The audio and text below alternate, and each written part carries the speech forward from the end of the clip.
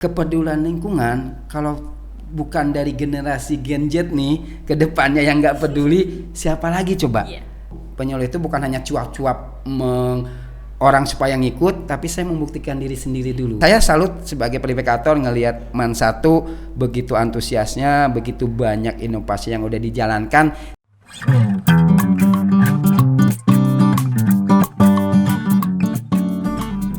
Assalamualaikum warahmatullahi wabarakatuh.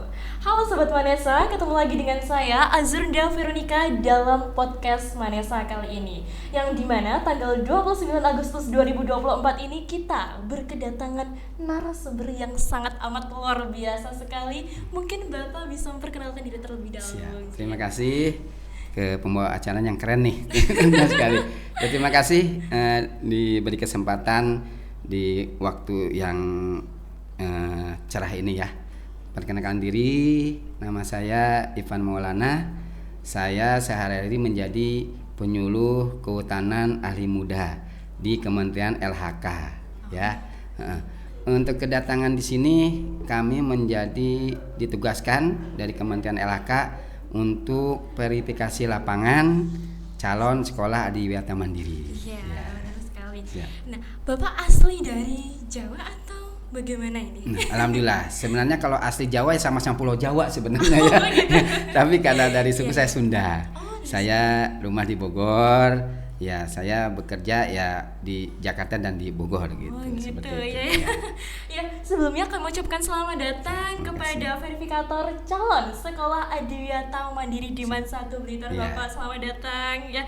Alhamdulillah hari ini kita dapat berjumpa, Ya, yang sama-sama. tentunya di sini nanti kita akan berbincang-bincang yang sangat amat berkesan lah ya.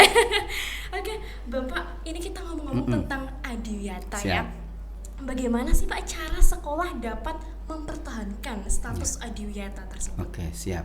Ya, alhamdulillah saya apresiasi setinggi-tingginya ya kepada Man 1 ini, di mana adiwiyata itu merupakan program untuk perubahan lingkungan untuk lebih baik lagi sekolah terhadap lingkungan itu sendiri. Nah, saya apresiasi tinggi-tingginya, apresiasi di mana Man ini sudah berupaya semaksimal mungkin agar sekolahnya ini menjadi sekolah adiwiyata. Nah, kemarin sudah ditempuh sebagai adiwiyata nasional. Nah, semoga aja dengan upaya-upaya yang ditingkatkan bisa menjadi adiwiyata mandiri. Amin. Nah, adapun untuk menuju ke situ, dalam hal ini harus menjaga kekompakan semua warga sekolah. Nah, warga sekolah ini ya dari kepala sekolah, komite, wali murid, siswanya itu sendiri, kadar atensi sama masyarakat sekitar lingkungan sekolah. Karena kalau tidak semua kekompakan dijaga, untuk program ini untuk berjalan lebih baik lagi agak kesulitan. Karena itu saling keterkaitan. Namanya lingkungan, kalau semua bersinergi itu akan lebih baik lagi. Mungkin seperti itu. Selanjutnya mungkin kader-kader yang ada harus mengkader, sosialisasinya harus jalan. Karena misalnya kayak ini Neng ini ya, nanti lulus harus ada kader yang podcast nih. Ini kan bagus podcast. Kalau tidak ada yang penerusnya nanti vakum, harus ini. Yang paling tidak ada kader. Begitu juga yang inovasi lainnya. Ya seperti pembuatan sabun lidah buaya, toga, composting dan macam-macam inovasi lainnya tuh segera dikader. Jangan sampai ini misalnya nih kelas 10, 11, 12-nya yang megang komposter itu kelas 11. Setelah kelas naik ke kelas 12 harus jadi 0 lagi nih yang naik kelas 10 ke 11. Ya jangan demikian maksudnya. Apapun inovasi berjenjang. Ada yang 12, 11 sama 10. Jadi pas nanti berganti yang satu lulus, yang satu naik kelas tuh mulainya tidak dari 0 lagi. Tetap berjalan ya. Karena kalau dari 0 lagi memakan waktu lagi. Jadi belum tentu daya serap, daya ininya sama dengan generasi sebelumnya. Nah, hal mungkin seperti itu yang untuk kontinuitas kegiatan adiwiyata itu bukan hanya mengejar penghargaan, bukan hanya mengejar prestasi. Nah, hal itu menjadi perilaku sehari-hari akhirnya, bukan hanya siswa-siswa itu atau guru itu hanya di sekolahan aja berbuat peduli lingkungan, sedangkan di rumahnya ya tetap aja buang sampah sembarangan, nggak milah-milah sampah. Konsepnya bukan seperti itu. Di sekolah ini adiwiyatanya mencontohkan membangun pola untuk melestarikan lingkungan, untuk peduli lingkungan tuh ya diajarinya di sekolah. Semua dewan guru, kepala sekolah, komite semua tuh mengajarkan lah, tidak hanya siswanya semua. Nah, di situ diterapkan di lingkungan terkecil, rumah sama lingkungan sekitar kampung rumahnya, seperti itu. Jangan sampai hanya program di sekolah, ya udahlah, udah lulus juga dari man, ya udah, nggak lagi bawa tumbler, nggak lagi bawa tempat makan sendiri, ya itu kayaknya mengacunya sih mungkin ya kurang mengena lah seperti itu. Nah, kepedulian lingkungan kalau bukan dari generasi Gen Z nih ke depannya yang nggak peduli, siapa lagi coba? Kan? Ya itulah maksud saya seperti itu. Kita udah tahu nih dengan cuaca panas gini, hawanya makin panas. Mungkin waktu dulu kecil, TK, SD, SMP kan nggak sepanas ini kan di Blitar. Nah itu salah satu tentang kecerobohan kita semua yang tidak peduli lingkungan, gas rumah kaca, efeknya pemanasan global, yaitu. Nah upaya-upaya di poin-poin Adiwiyata, berapa poin itu kan untuk mengurangi pemanasan global, untuk menurunkan suhu bumi. Nah itu tolong dimengerti, disimak, dijalankan gitu. Hal-hal kayak gitu. Mungkin itu ya. Berarti misalnya tidak hanya sebatas formalitas saja ya. Bukan formalitas. Itu menggugah lifestyle jadinya gitu. Ya. Harus adanya berkelanjutan sinerginya berkelanjutan. Ya, misalnya siapa namanya? Veronica. Nah, Veronica ini nanti misal melanjut ke tempat kuliah ya jurusannya. Itu menjadi leadernya nanti. Sudah Adiwiyata di sekolah ini, mungkin kan kampus belum tentu menjalankan itu. Paling nanti dilihat di komunitas paling terkecil atau apa bisa tuh melakukan lifestyle seperti itu, bawa tumbler sendiri, bawa tempat makan. Walaupun kadang memang kita nih kadang diejek, ngapain ini ribet-ribet gitu. Iya, paling sering gitu ya. Nah, itu tuh cuekin aja.